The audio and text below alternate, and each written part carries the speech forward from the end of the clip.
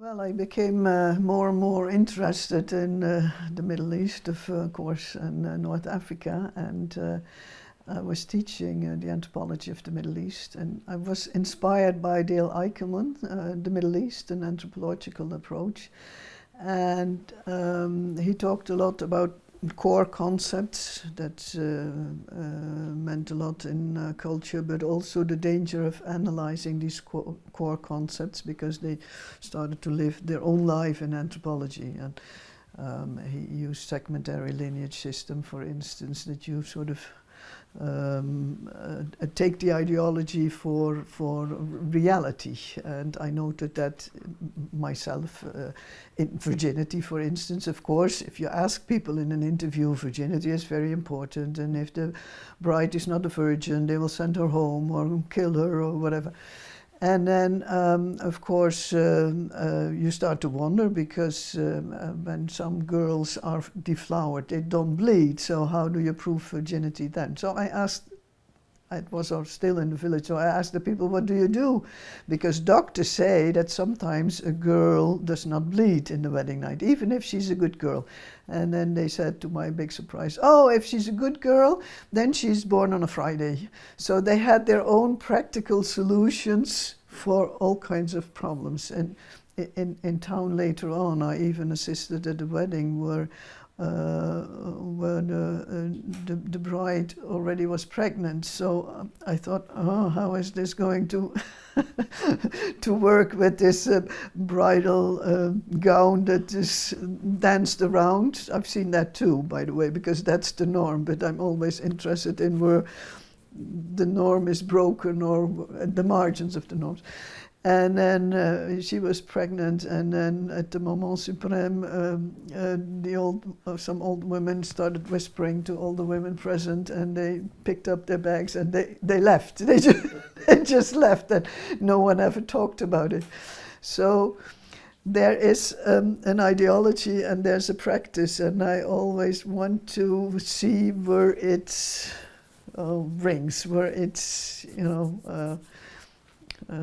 doesn't go according to what people expect. And but thinking of Dale Eickelman and his idea of core concepts, I was always very sensitive in the field about words that I did not know, that surprised me. And in a way, that's good of not being a perfect speaker or native speaker, because then these words don't surprise you anymore, or you don't notice anymore. But for an outsider, here's something going on. So when I arrived for my PhD research in Algeria, I went to a town that I knew nobody.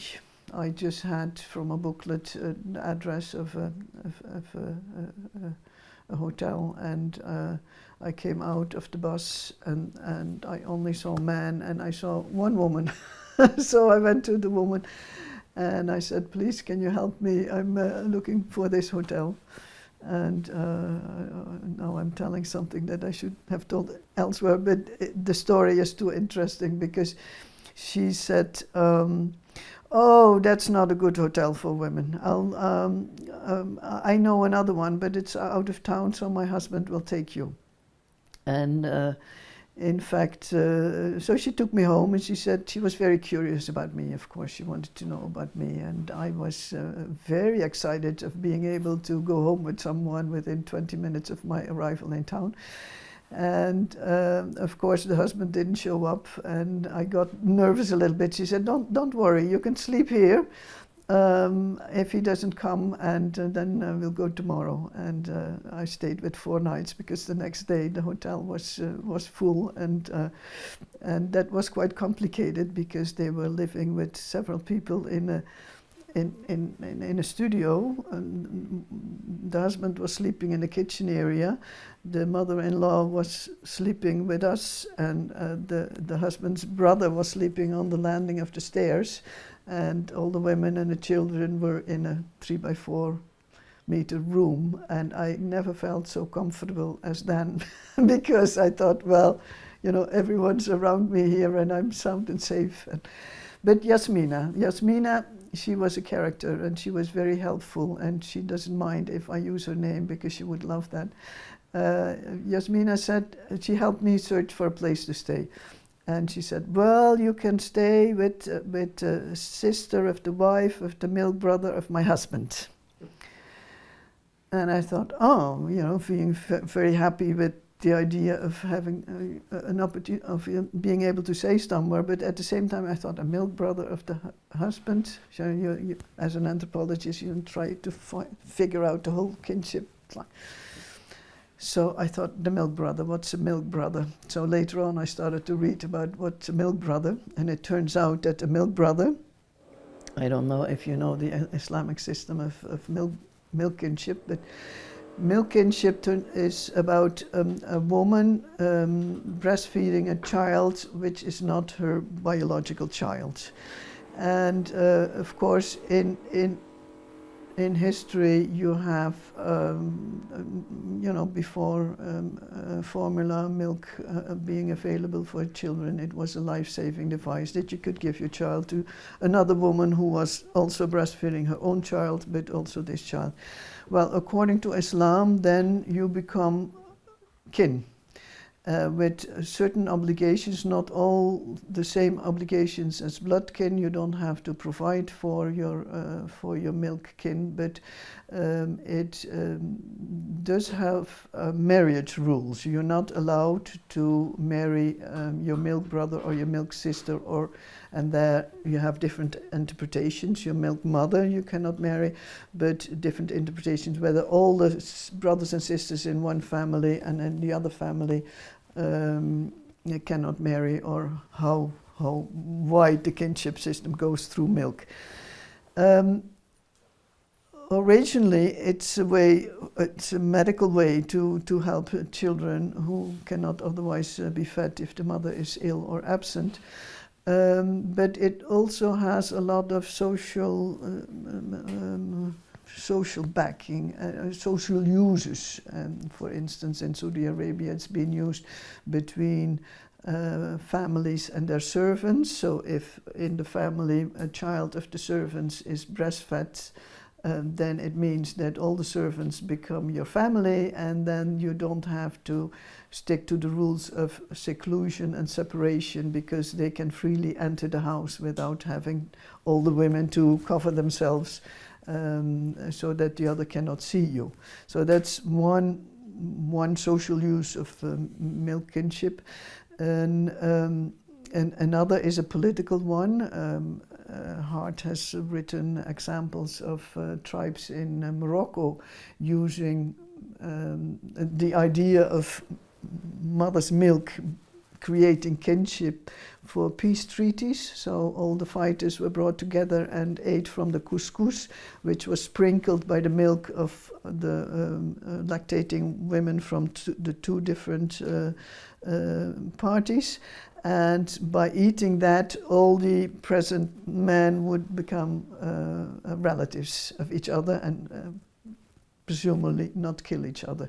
It was also used sometimes by men elsewhere in the Middle East when they had to trade with partners they could not intermarry with because of religion, and then exchanging a child was a way to become kin with that family and thus establish relations which were closer and which would mean all kinds of responsibilities towards each other.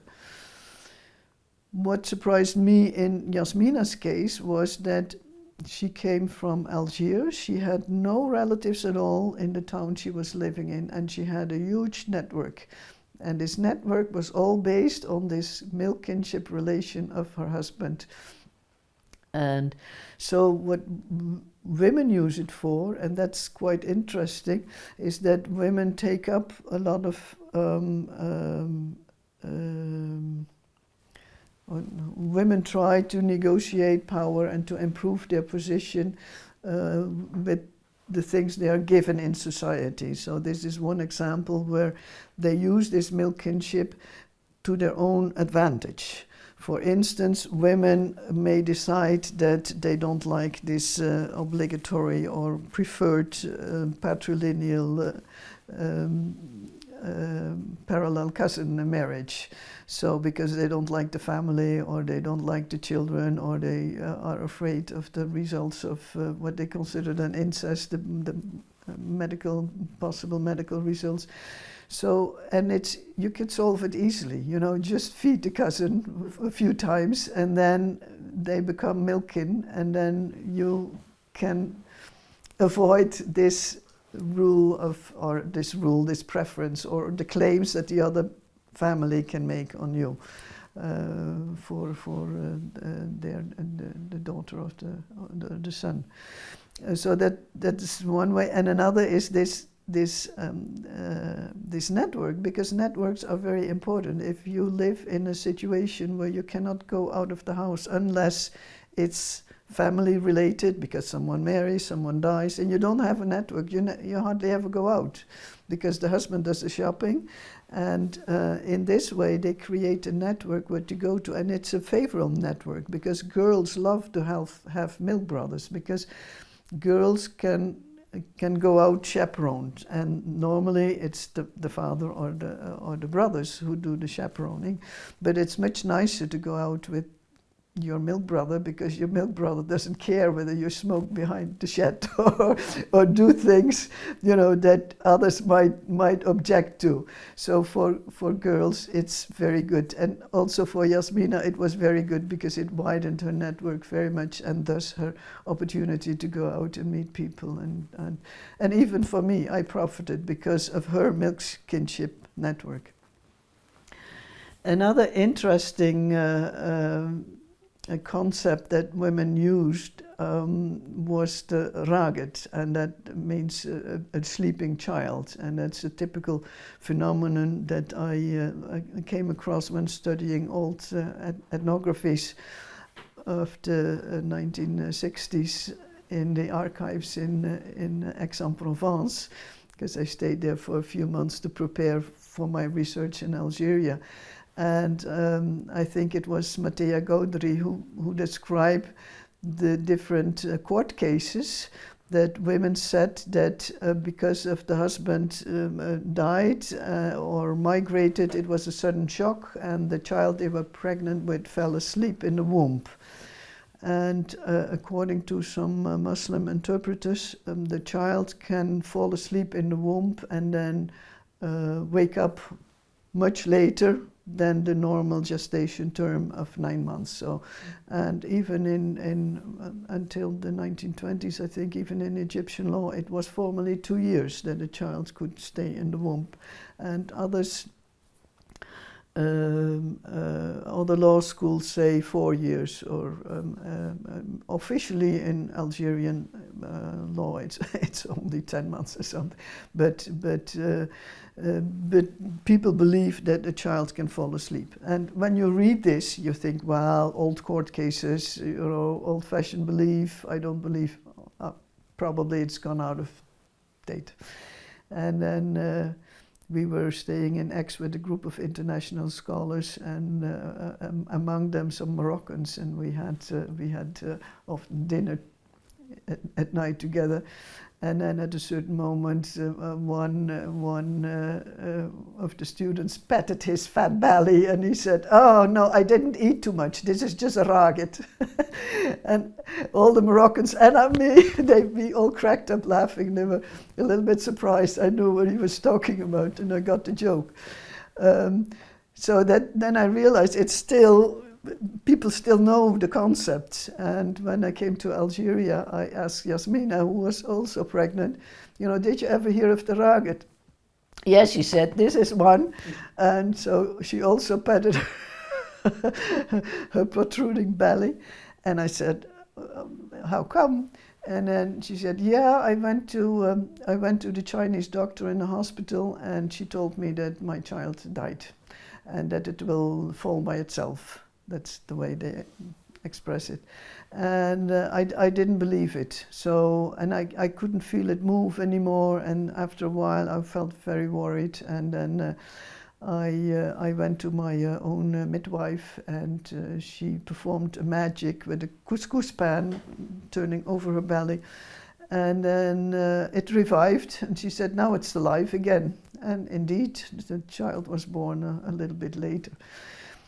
Why is this concept so interesting? Because I asked her, do you know other people who have veraget? And she said, well, the neighbor says she has veraget all the time. Every time her husband threatens her with divorce, then she says she's pregnant.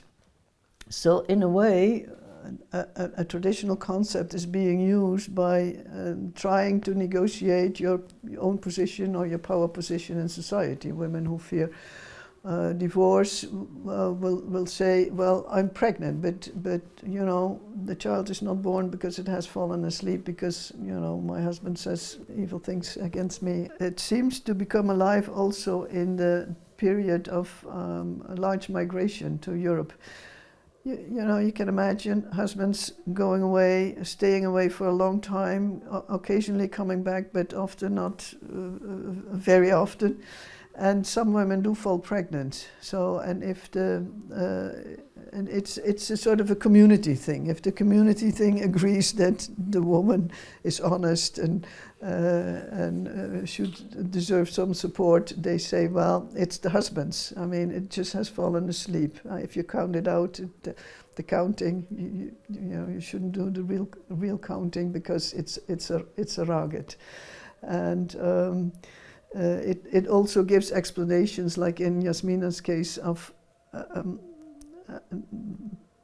medical abnormalities that are difficult to understand, and it's a local concept to explain these medical abnormalities, and it helps to make you or to keep you pregnant as long as possible, because pregnancy is a very valued state and you want to be pregnant. So whenever you can stretch it, because you're given things to eat and you're cared for, and people respect you if you're pregnant. So it's something that you really want. So that's another way women use a local concept in order to improve their position.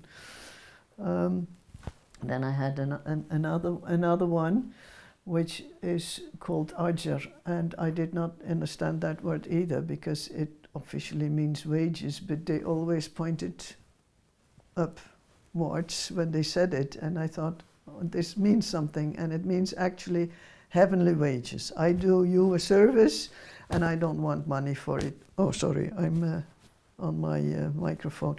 I do you a service, you don't want money for it, because God will repay me in heaven. And especially older women use that a lot in order to refuse money. But still, by refusing money, their services became a gift. Now we all know Marcel Mauss and what it means of giving gifts, because giving gifts establishes a relation and you expect in the long term a return gift. And that also happened because this woman who said, I do it for the reward by God, would stop by regularly later and have lunch or have dinner with the family, and often these were midwives. The midwife would come and look at her child, and she would be given soap or some little present when she would come. So in that way, she was kept alive, although she was not paid, but still she was kept alive. And not only that, she maintained respect, because by giving the gift, she became part of the family. And also some families said, no, we don't want to go to giving birth in the hospital, you know, they couldn't imagine, because it would damage the privacy and the sacredness of the family. What you would want really was to have a normal woman, they even called her normal woman, a woman from the family, take care of the birthing woman. So midwives could make themselves part of the family by giving gifts and coming regularly, and thus recognize both the privacy of the family in question, of the woman who had to give birth, as well as her own privacy and honor and respect, because she did not work outside the home, because working outside the home and going out for money was disreputable, especially of women this age. And from an economical viewpoint, they were, of course, very much exploited. They were not given the money they earned, and they lacked the freedom to spend the money, to have money of their own that they could spend as they wishes. But it was a way to reward them within the system, as it were. And it was a reward, or a rewarding that was used to the optimum by the women involved, by going to the families and, you know, visiting all of them and amassing gifts in return for their services.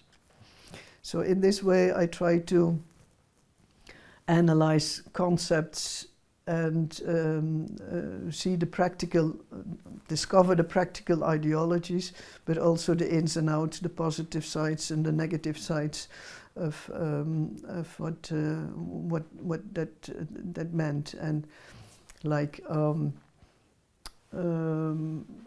and sometimes we refuse to see the positive sides because we are so much trained in a Western way of thinking, of that we need the money, or that we need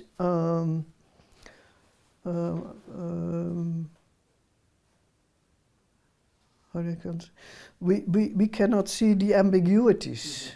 And in the previous section I talked about the women who stand like men, and the matrons who had these dancing girls, and who also became prostitutes under them. And actually the word prostitute sounds so evil, but for some women these were opportunities to gain a lot of power. Actually, especially the matrons, they were very rich. They belonged to the richest people in town. They were respected by all the politicians because they knew all kinds of secrets. On the 4th of July parades, they paraded with their palanquins on their camel through town with all the officials. They sat on the first row of the any event that was held, and they were extremely rich. And sometimes it's difficult to see that they're both free and rich and doing everything they want and can do, and taking all the liberties that men take. They drank wine, they smoked, they traveled to Europe, they go on Hajj even. They use their